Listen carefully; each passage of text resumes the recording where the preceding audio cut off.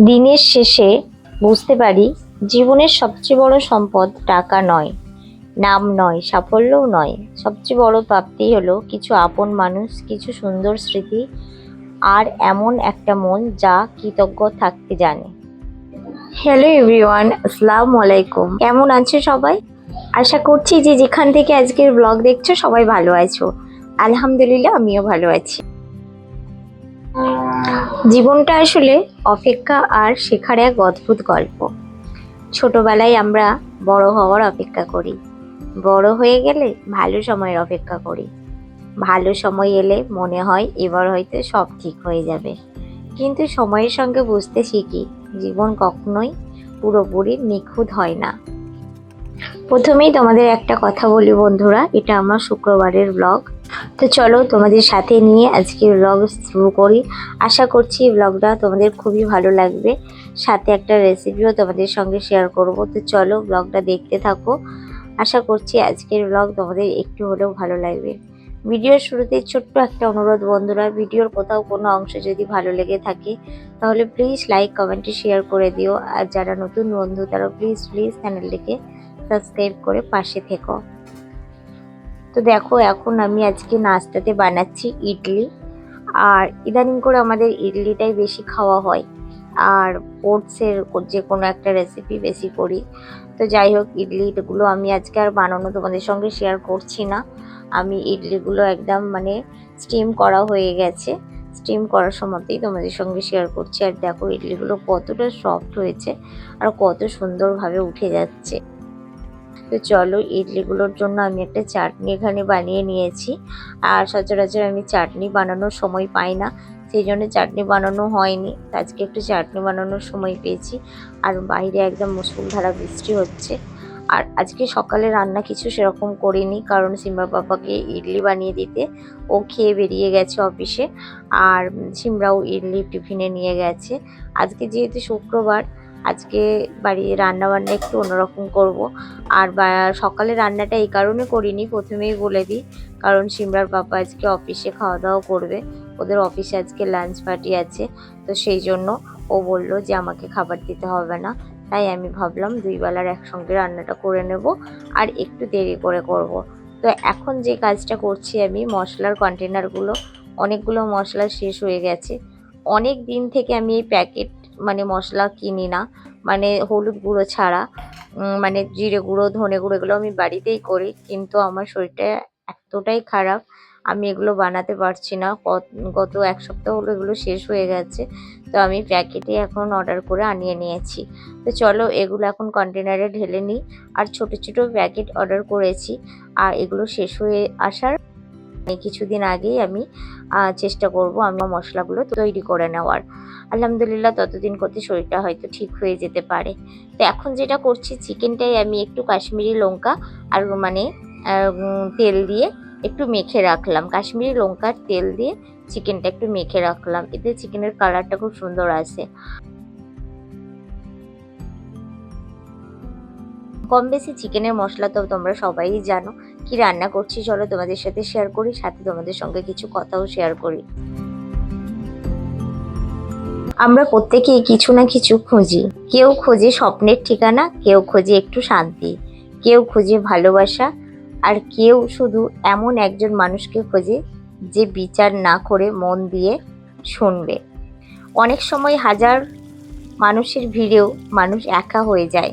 আবার একজন সত্যিকারের মানুষ পাশে থাকলে পুরো পৃথিবীটা আপন মনে হয়। এই কথাটা কতটা সত্য জানি না, কিন্তু আমি আমার দিক থেকে বিচার করে দেখেছি, সত্যি কথাটা অনেকটা সত্য।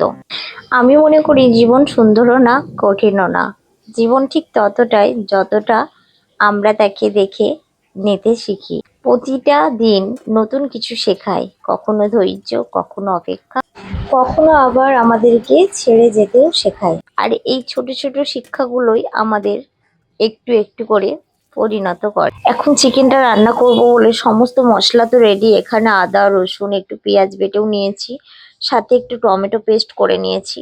এখানে ফোড়নে গোটা এলাচ, দারুচিনি দিয়ে পেঁয়াজ কুচি দিয়ে দিয়েছিলাম। দিয়ে তারপরে আমি কিন্তু মানে আদা রসুন বাটা 2 চামচ করে দিয়েছি। আর একটা গোটা টমেটো পেস্ট করে দিয়েছি। দিয়ে এই মশলাটাকে ভালো করে কষিয়ে নিয়ে জল দিয়ে তারপরে আমি হলুদ গুঁড়ো, লঙ্কা গুঁড়ো, একটু জিরে গুঁড়ো, একটু ধনে গুঁড়ো সমস্ত কিছু দিয়ে ভালো করে মশলাটাকে আবারও জল দিয়ে আমি কষিয়ে নেব। আর ওদিকে দেখো ভাতের জলটা গরম হয়ে গিয়েছিল, তো আমি ভাতটা বসিয়ে দিচ্ছি। আর ভাতটায় কি কি দিলাম তোমরা তো দেখলে। আর যেহেতু আমি একটু ভেজ রাইস বানাবো সেই জন্য ভাতটাই ওইসব দিয়ে একটু বানাবো। তো দেখো এখানে চিকেন মানে দিয়ে দিলাম, চিকেনটা যে মশলা মাখিয়ে রেখেছিলাম ওটা দিয়ে দিলাম। দিয়ে এবার হালকা জল দিয়ে এই একটুকুনি আর কি জল দিলাম, দিয়ে এবার নাড়াচাড়া করতে করতে অনেকটাই জল বেরোবে। আমি একটু ঢাকা চাপা দিয়ে ভালো করে কষিয়ে নেব। নিয়ে তারপরে কিন্তু গিয়ে আমি আবার জল দিয়েছি বা আলু অ্যাড করেছি, অনেকটাই কষিয়ে নিয়েছি, ওটা স্কিপ করে করে আমি দেখিয়েছি, পুরো কষানোটা দেখাইনি। তো তারপর অনেকটা কষিয়ে নিয়ে তারপরে আমি আলু টালু দিয়ে একবারে জল দিয়ে কষিয়ে নিয়েছি। রান্না বান্না আমার ওদিকে কমপ্লিট। এখন সিমরাকে আনতে যাব, অনেকটাই লেট হয়ে যাচ্ছে, সেই জন্য ভাতটা আমি এখন আর ভাজছি না। এসে যদি সময় পাই তো ভাতটা মানে ভেজ রাইস যেটা করব ওটা ভেজে নেব, তা না হলে রাত্রিরেই করব।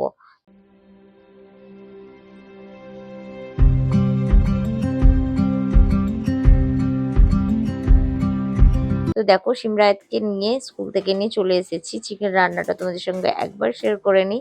দেখো কি দারুণ হয়েছে। তো এখন আমি মেয়েকে ভাত খাওয়াবো, আর মেয়ে আজকে আমার সঙ্গে প্রমিস করেছিল যে মা আমাকে আজকে আর কি লেগ পিস আর আলু দিয়ে ভাত দিতে হবে। আমি সাথে লেগ পিস আলু আর একটু মানে লেবুও নিয়ে নিলাম। নিয়ে ওকে চলো খাইয়ে দিলাম, দিয়ে তারপর আমি নিজে আমার ভাতটা বেড়ে নিয়েছি। তোমরা তো দেখলে আমি সাদা ভাতই মানে বানিয়েছি। আর ভেজ রাইস মানে ভেজ যে কেটে রেখেছিলাম সেটা আর বানানোর সময় পাইনি। ও স্কুল থেকে এসে এতটাই বায়না করছিল, ওকে খাইয়ে দিলাম সাদা ভাতই, আর আমি নিজেও খেয়ে নিলাম। আর সাথে দেখো এখানে অনলাইন শপিং এসেছিল, মানে গ্রসারি শপিং গুলো এসেছে। ওগুলোকে আমি, এগুলো সারা মাসের বাজার আমাদের, তো এগুলোকে আমি কিছুটা মানে কন্টেনারের মানে ঢালাও হয়ে গেছে, কাটাও হয়ে গেছে কিছু কিছু প্যাকেট। আর বাকি যেগুলো আছে সেগুলোকে আমি সুন্দর করে গুছিয়ে নিচ্ছি। এখানে যেমন তোমার সারা মাসের যা যা প্রয়োজনীয় জিনিস আমার, যেগুলো আমি নিচের দোকান থেকে মানে নিই না, সেইগুলোই আর কি এখান থেকে নেওয়া হয়। তো চলো বাজারগুলো গুছিয়ে নিই সুন্দর করে। আমি অনেককেই দেখেছি ভাবে টাকা থাকলে অনেক সুখ। সুখ সব সময় বড় কোনো অর্জনের মধ্যে লুকিয়ে থাকে না। অনেক সময় এক প্লেটে গরম ভাত, পরিবারের সঙ্গে কয়েকটা হাসির মুহূর্ত আর শান্ত একটা দুপুর, এগুলো সবচেয়ে বড় প্রাপ্তি। একসঙ্গে বসে খাওয়া মুহূর্তগুলো হয়তো খুব সাধারণ, কিন্তু একদিন এই সাধারণ মুহূর্তগুলোই আমরা সবচেয়ে বেশি মনে করি। আমার বাড়িতে অন্যদিন যতই ভালো মন্দ করি না কেন, রবিবার দিন ভালো মন্দ করার মানে একটা আলাদাই আনন্দ থাকে, কারণ সিমরার বাবা বাড়িতে থাকে, সবাই মিলে একসঙ্গে বসে খাওয়া। তাই রাতেই আমি করলাম ভেজ রাইস। ডিনারের মুহূর্তটা দিয়েই আজকের ব্লগটা এই পর্যন্ত রাখছি। সবাই ভালো থাকবে, সুস্থ থাকবে, দেখা হবে আবারও একটি নতুন ব্লগের সাথে। আল্লাহ হাফিজ।